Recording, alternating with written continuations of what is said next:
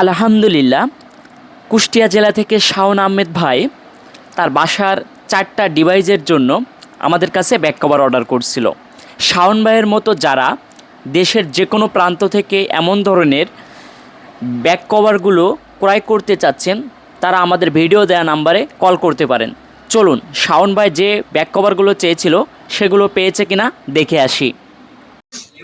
তো ARM shop থেকে আমি 4টা ব্যাক কভার অর্ডার দিয়েছিলাম, তো সেটা আনবক্সিং করতেছি।